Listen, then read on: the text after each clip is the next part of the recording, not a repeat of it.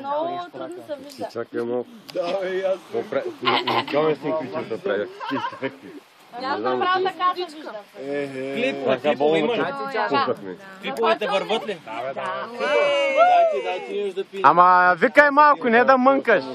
Да, викам ли? Добре. Чакай така. Не се чува. Това е за вас. И ето пак започва новия сезон. А с него и летния купон. Всички заедно сме пак да работим задружно на крак. Нови трашляци има, а те не са един-двамина, а цели 10. Но той не пречи, с Уелкъм посрещнахме ги вече.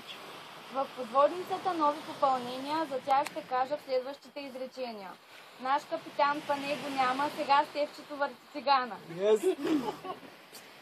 Ванко едно идва отдалече и на причурника застана вече. Изкарата си има нов приятел, той във вярност се врича и Милко се нарича. И при носачите има нов трашляк, но всички заедно сме пак. Пламен, казва ли му те, оприличава се с думата газе. Но много той приказва, но и от таблата не се отказва. Бармани велики имаме, те бара ни подреждат, стоката зареждат, панерите за хляба мразят да нареждат. За мелбите не искат да знаят, защото поръчките забавят. В нашите дни едно и също се въртим. Работим много упорито, печатаме пари, печелим процент дори. Различни хора срещаме, по забави и приятели се обличаме. Тази година фуфа е на мода. Всички, щом бунгалото се приберат, на пейката ще се настанят. Джойстиците ще грабнат, ще внимават да не паднат. За победа всички ще играят, за тях това е раят. Сутрин първа смяна, който се е успал, значи фуфа до късно е играл. Така да се нарече.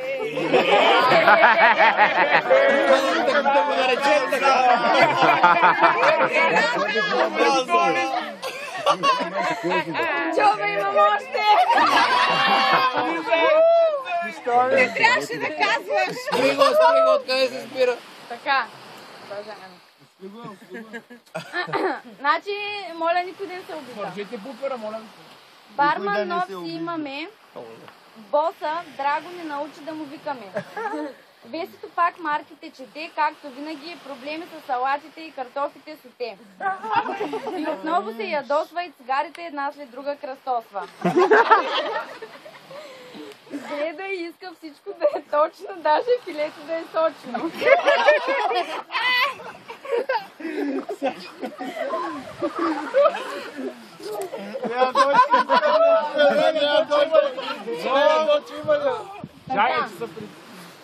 И мисля, че е време вече да започна с сервитьорите трашляци. Носим гордо нашите одежди, винаги усмихнати и рядко с навъсени вежди.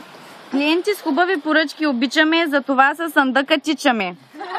Работата, щом спори, всички сме добри. Мразим шкембе чорбата, защото по таблата остава мазнината.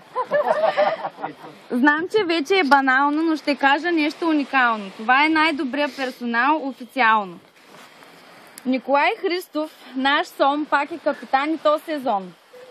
Както винаги е голяма рибка и не спира с таблата да припка.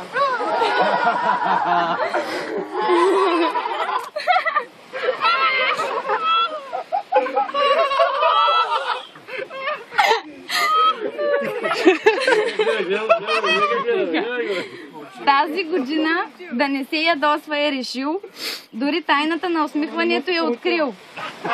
Той станал е нов човек, по-усмихнат, по-спокоен и по-мек. От стария...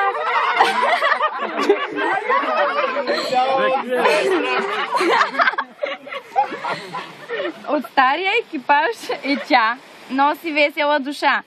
Това е нашата Ива и Сирене обича да набива.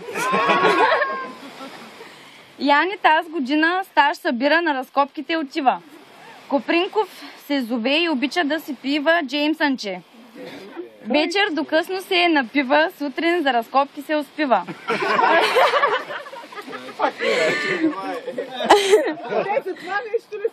Пречиш. Археолог.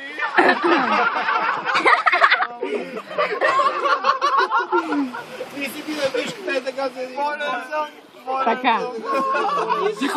Продължавам. Археолог ще става той, готов е винаги за бой. Те са от стария легион, наричаме единия Цезарион. Те са страшни симпатяги и големи работяги. Винаги ми помагат, от Русе са и на цаците наблягат.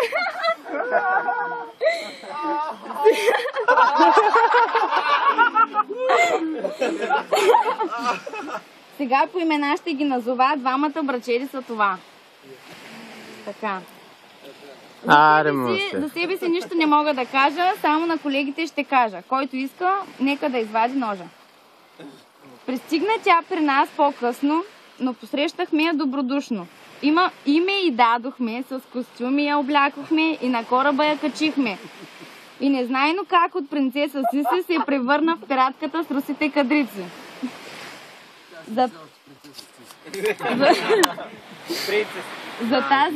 За тази двойка не знам какво да кажа, освен че вече ги познавате. Той са Павел с красивите резервации, дето обира всичките овации. И Стела БГ пчелицата известна, дето ще я плесна. По един тон цаца продава, за рекорд на Гинес се надява. Подводницата от стария екипаж си имаме, Грамополито му викаме. Колега на Милко стана и за скарата се хвана. Милко от скарата разбира, но и алкохола не подбира. Пепси без капачка се налива. Той дясната ръка на Леля Дочи, никой с пръст не може да го сочи. Така. Изгубих си реда сега. Така. Отляво на Яни стои... Отляво на Милко Яни стои и лавраци и ципури реди. И Леля Дочи е с ново другарче, то оказа се юначе. Стефчето е страшна, на всичко е съгласна. Върти цигани и всички с усмивка ни храни. За салатите да кажа нещо, там Стефчето и Дитка отговарят. На салата Кондрус се товарят. Ванко и Танчето са велик тандем, чистят риба всеки ден. Цаца с тонове пържат и краставички за украса стържат.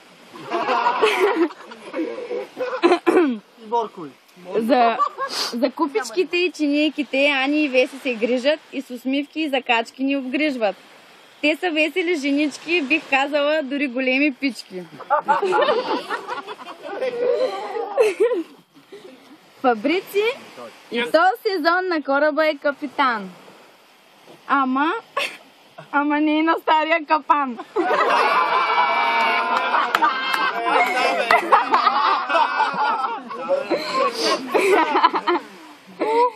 Всяка вечер поста си поема и величествена стойка заема. Отново гости кани, сервитьорите и папагала да нахрани.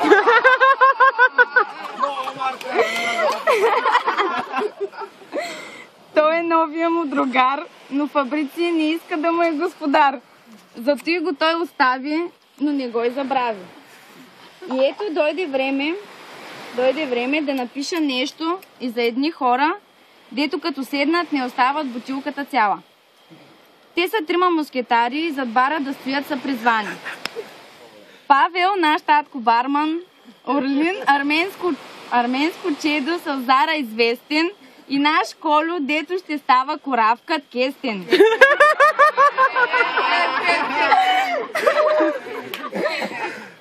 Да.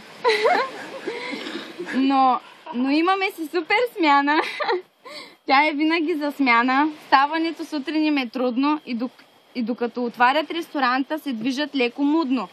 Но събудят ли се те накрая, редовно подпалват трамвая.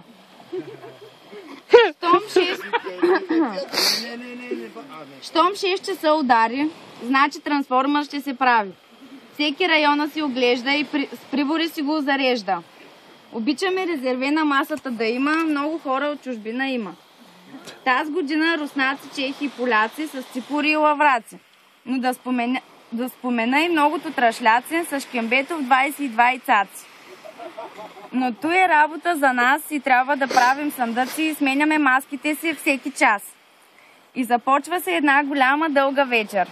Щом Фабрица ресторанта напълни, всички гръмваме за секунди. И ето Марка с поръчката голяма. Салата кондрус на скара, байганечи за мезе, 2 лаврака с соте, хек, пане и акула и поне една ципура за дълже. Марката на Весето се подава, в подводницата го заявява, всичко започва да работи с пълна пара. Тигани, фритюрници, скара и салати гърмят, трещат на пълни обороти. Започва се една голяма битка за салата и за тлъста сметка. Салатата се бави, Милко с олио се попари, Яни ципурата украсява, домати с моцарела закъснява. Леля Доче стабилно ни нарежда, а Ванко леферите подрежда. Така. Стефке брадяса. Само малко още! Малко!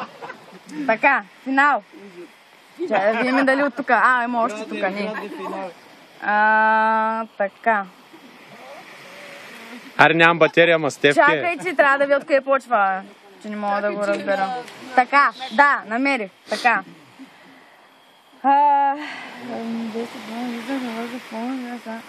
Весето в подводницата влиза, като бърза помощ всяка салата започва да излиза. До тук всичко е прекрасно, докато не стане още по-опасно. Всички маси са добре, докато 314 не се спре. Щях да забравя гръцкия район, там се бяга като на Олимпийския стадион. Наши бармани го отварят, вечер всички го затварят. Орли мрази панерите с хляб да подрежда, Павел безалкохолното да зарежда, а Колю ич му се нрави вецето да оправи.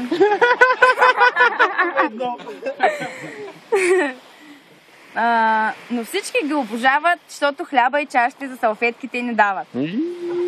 Тук отварям скоба, за да спомена една особа.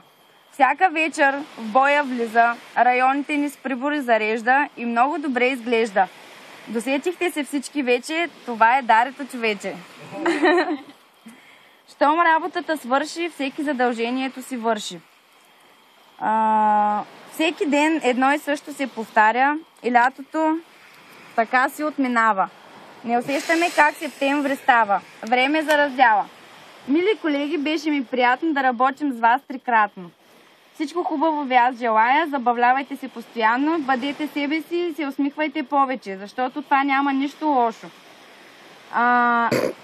Така. Ние се усмихваме всеки ден, бе. Работа си е работа, живота си е наш. И живейте си го както вие искате, радвайте се на всеки един момент, дори и малък, защото точно малките неща трябва да носят най-големите радости. Това е. Браво, Стефка! Президент! Стефка, президент!